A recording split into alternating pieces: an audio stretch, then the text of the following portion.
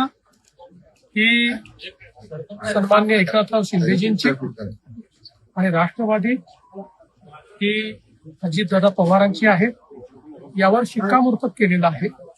ठीक आहे, आता सुप्रीम कोर्ट काय करतात याकडे सगळ्यांचं लक्ष आहे, पण सुप्रीम कोर्टही हाच निर्णय दिला अशी आम्हाला अपेक्षा. जनगणनेच्या दुसऱ्या टप्प्याच्या अधिवेशनाची सूचना जारी केलेली आहे. पहिल्यांदाच जात न्याय माहितीची नोंद त्याच्यामध्ये भरली जाणार आहे.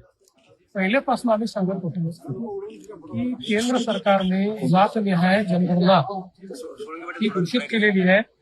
त्याचे टप्पे असतात, त्यानुसार ते होईल आणि आता त्या संदर्भातली कारवाई सुरू होते, याचा मला आनंद आहे.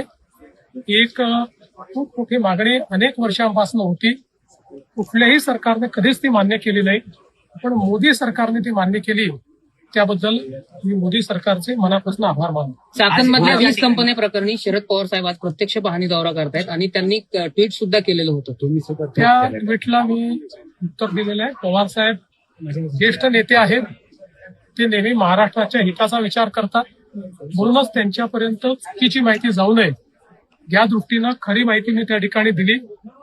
सर्वात जास्त कंपन्या महाराष्ट्रात सुरू झालेल्या आहेत, सर्वात जास्त फंक्शनल कंपन्या महाराष्ट्रात आहेत.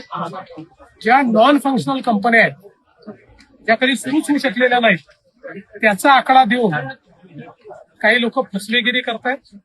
मात्र आता माझ्या ट्विट नंतर सगळ्या गोष्टी समोर आल्या आणि चाकणचा जो विषय आहे तो निश्चितपणे गंभीर आहे, तो आम्ही गांभीर्याने घेतलेला आहे. असं लक्षात येत आहे की 5-7 एजन्सीजमुळे त्याचा कोणी वाली नाहीये, त्यामुळे जिल्हाधिकाऱ्याला त्याचा वाली करून त्यांच्या अंतर्गत सगळ्या एजन्सीजचं कॉर्डिनेशन करण्याचा आम्ही प्रयत्न करतो आणि त्यातनं तिथले ज्या काही समस्या आहेत त्या आम्ही दूर करू. काल खरं म्हणजे लोकसभेचे विरोधी पक्षनेते श्री राहुल गांधी यांनी जो चिचोरेपणा केला, कुठल्याही परिस्थितीत अशोभनीय अशा प्रकारचा आहे.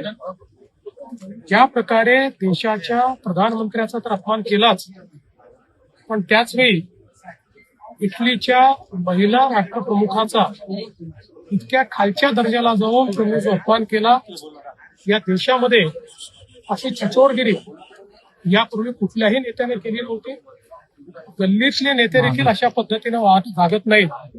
खरं म्हणजे माझं तर असं मत आहे की राहुल गांधी आणि संदीप दीक्षित यांनी राष्ट्राची माफी मागितली पाहिजे.